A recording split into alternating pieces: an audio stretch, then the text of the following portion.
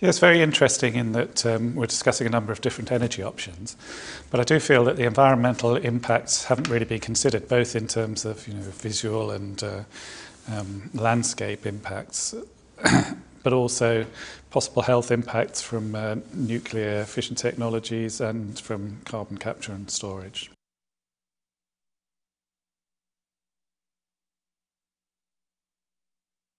Absolutely. I'm convinced that climate change is induced by changing levels of greenhouse gases, particularly carbon dioxide, but not forgetting the other greenhouse gases like methane as well.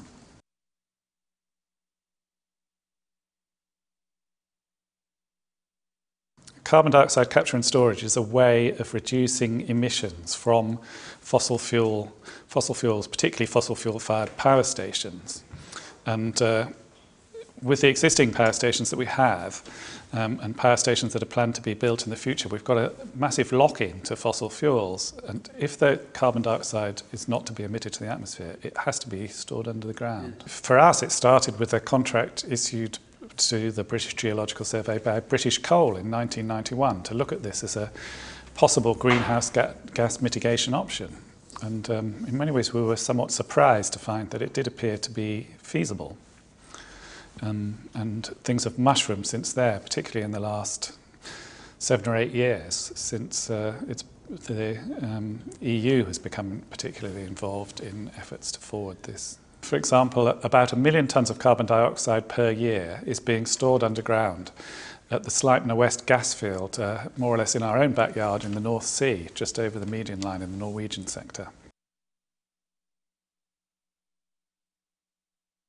Yes, the costs of carbon capture and storage at power stations are thought to be between about 1 and 3 US cents per kilowatt hour in terms of electricity generated, or about in the order of $50 US per tonne of carbon dioxide avoided.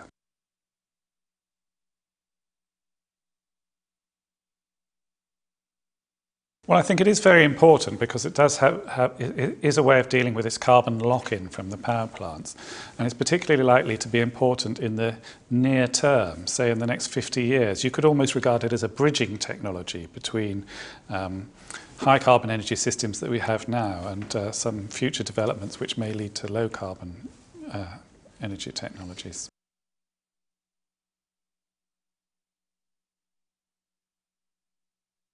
I would like to see more encouragement to do more. Of course, the government would like to put in place fiscal measures that maybe provide a high support price, a high carbon price, for example, which would allow technologies to compete against each other so that the most efficient and effective technologies predominate.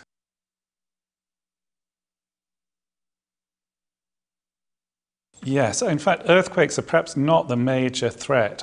I think the possibility of leakage from a very large store of carbon dioxide underneath the ground is something that needs to be taken seriously. I mean, in the UK context, it's most likely that most storage would be offshore, but the possibility of some kind of leak, even a fairly low mass or flux leak from a storage reservoir to the seabed would lead to localized acidification of the seawater around the leak point, which could be an adverse environmental effect.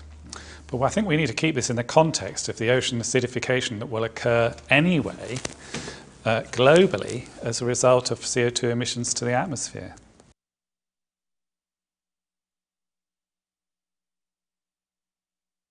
Carbon dioxide can be used for enhanced oil recovery.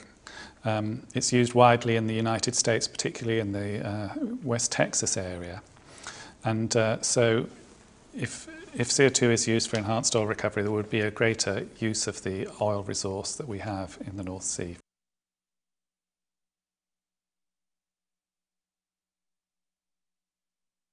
You've got to look at this from an international perspective. In developing countries, very large developing countries like India and China, they're, on the other side of the fence almost, trying to build up their per capita energy consumption, develop anyway, which inevitably results in an increase in per capita energy consumption. And they see this debate from a different perspective than we do, and it's very important that we should take that into consideration. We should be looking at some equity here internationally, in my view.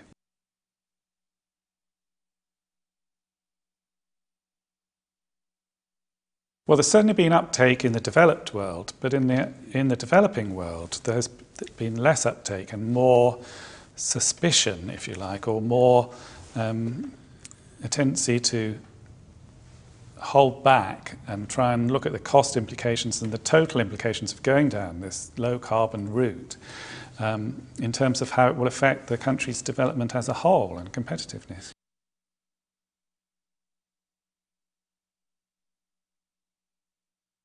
For some countries, that might be particularly difficult. For example, for China, where they have a very large indigenous coal resource, but very little oil and gas. And whilst they will be building nuclear plants, they will also be building large numbers of coal-fired power plants.